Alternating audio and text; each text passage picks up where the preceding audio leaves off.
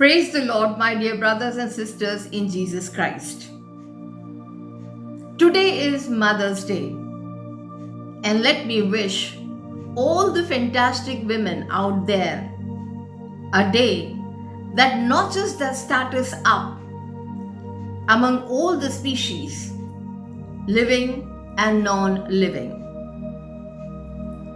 It is the species of women that has power of manifestation of creation, nurture, and to give love to all those who exist around her and to her offsprings.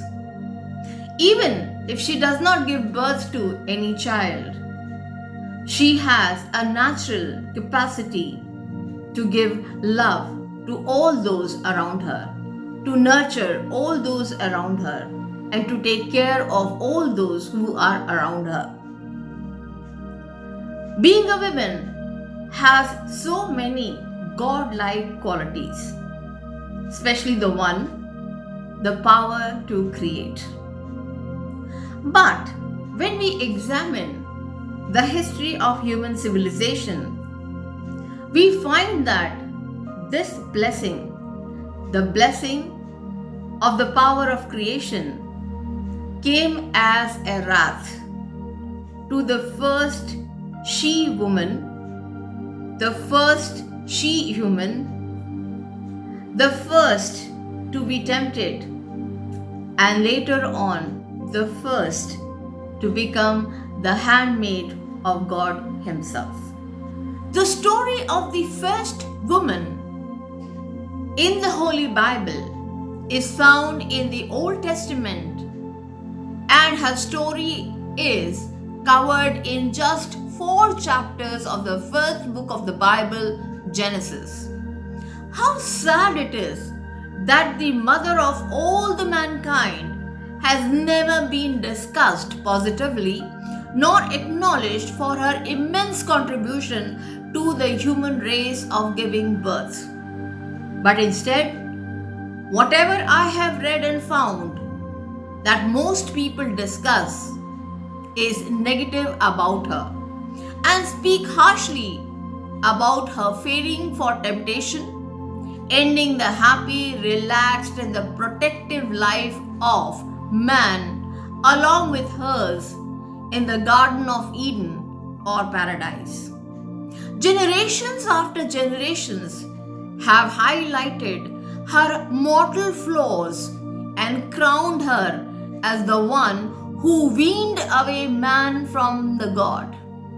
The entire man race seems to distance from her and blames her for bringing miseries, death, and the fear of unknown into the psyche of entire human race. Yes, my dear brothers and sisters in Jesus Christ, she is Eve, the first woman on this planet and mother of all the living things. This voynich code created her from the ribs of man.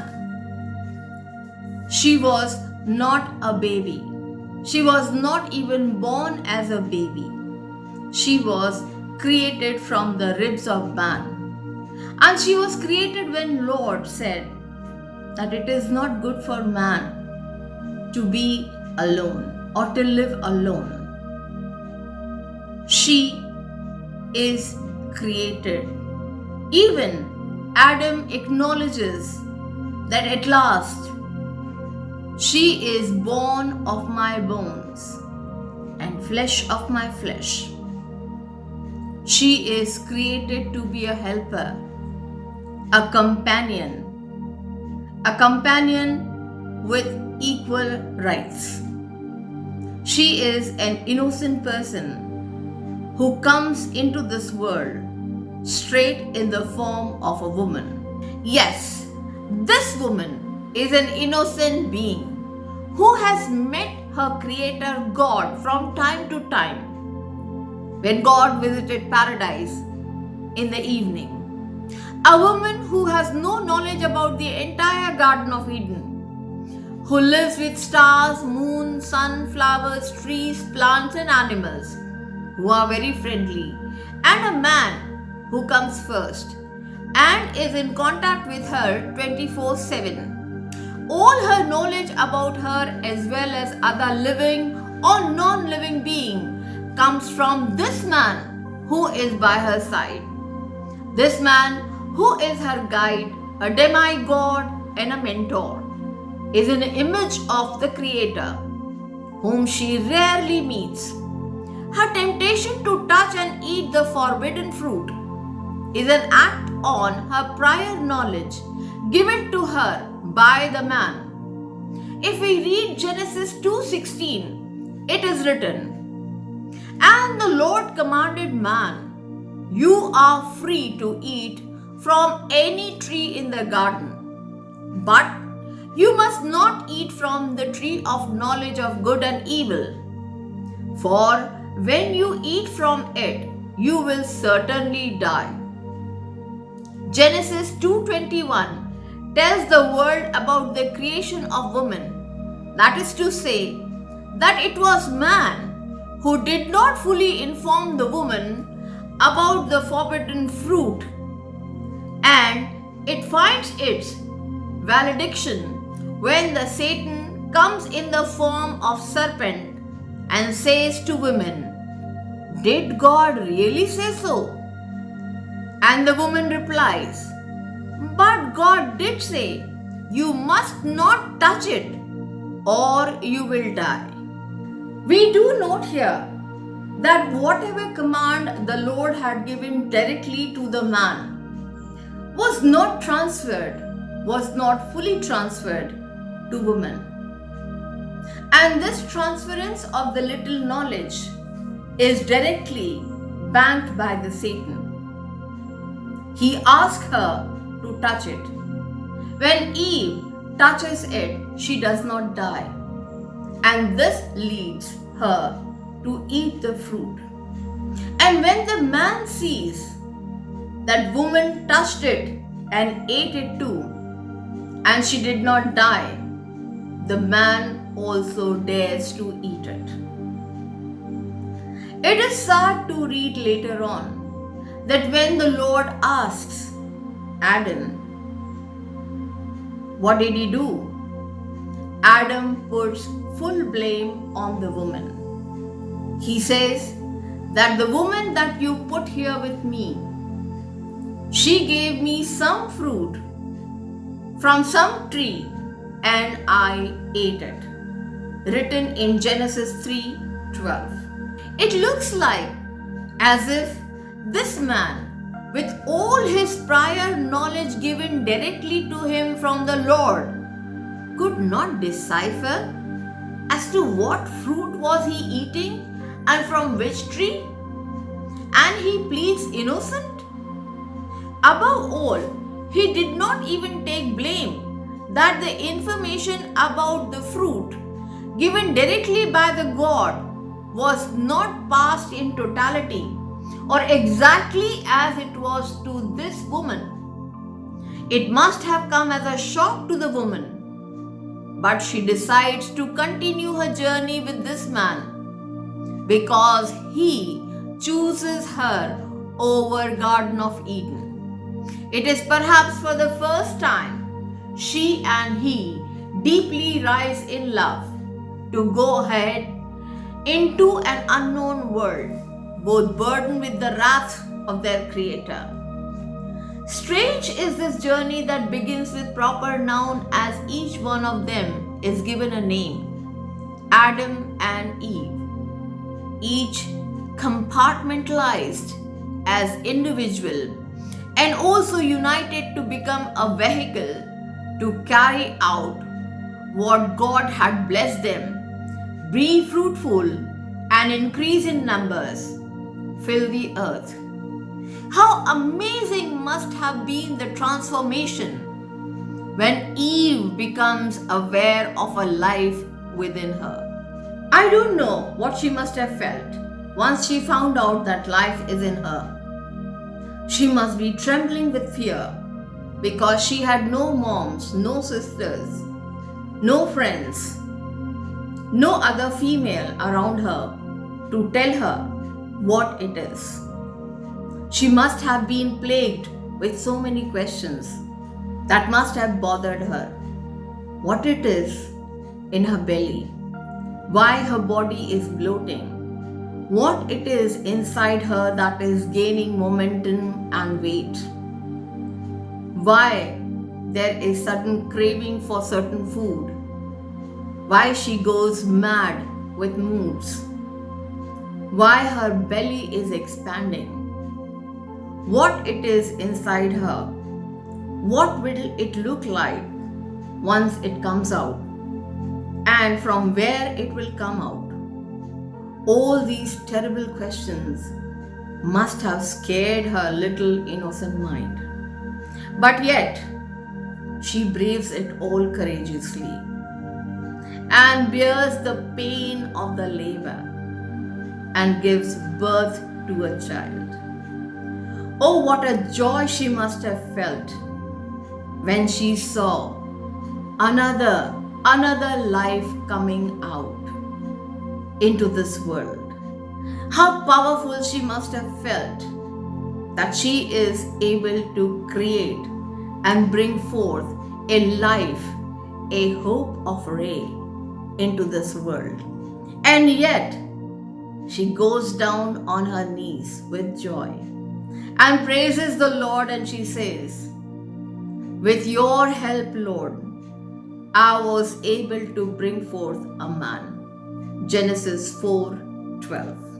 As if she finally understood what it means to be a creator.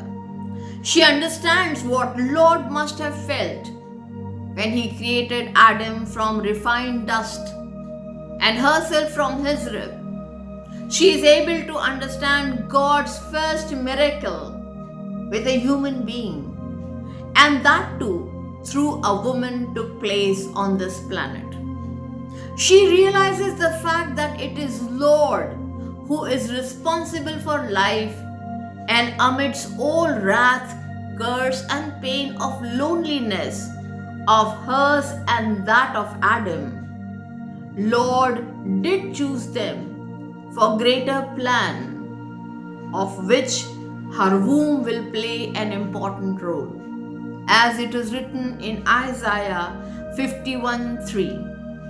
Yet this role is not without suffering, and it demands all that takes toll on raising the children, as Eve becomes the first mother to lose one child at the hand of another.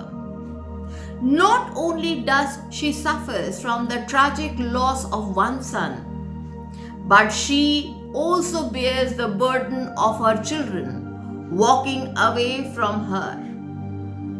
She becomes aware of the pain that her Creator must have suffered when they went out of paradise, their home.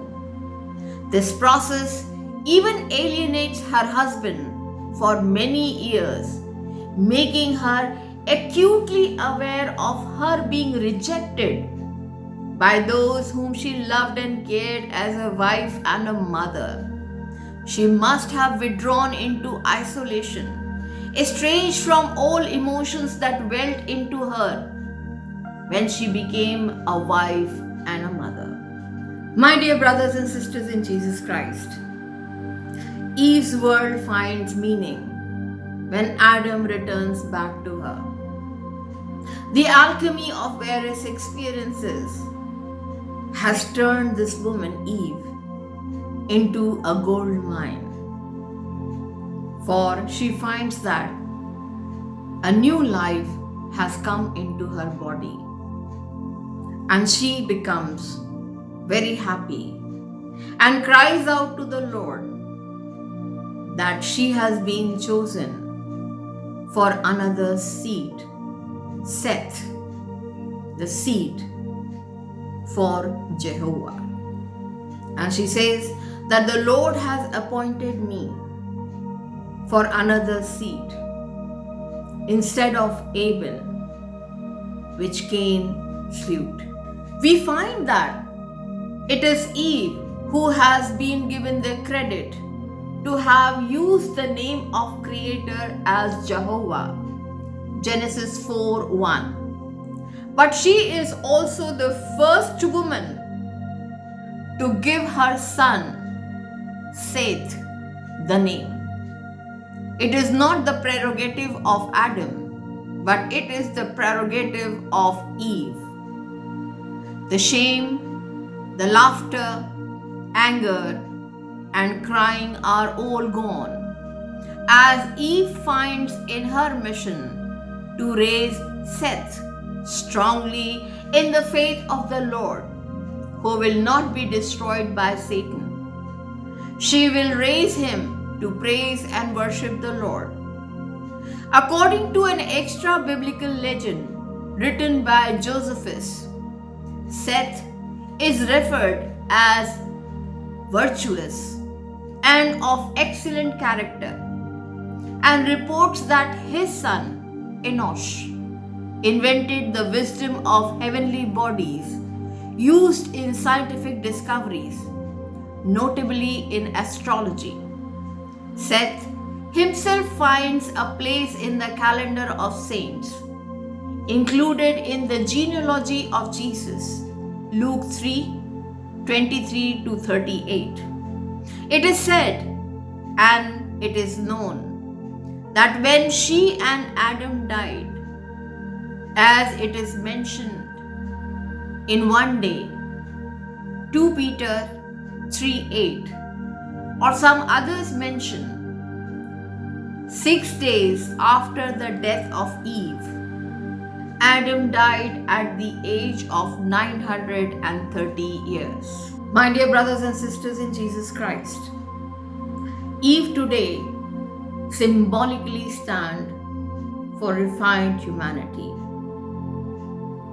All that exist on this earth, living in human form, is because of that first mother. All her laughter, all her pain, all her courage, and all her hope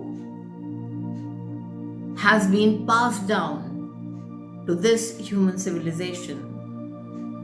And today, on this Mother's Day, her faith, the faith of a woman, the faith of a mother, echoes as it says, "Together we will get through this."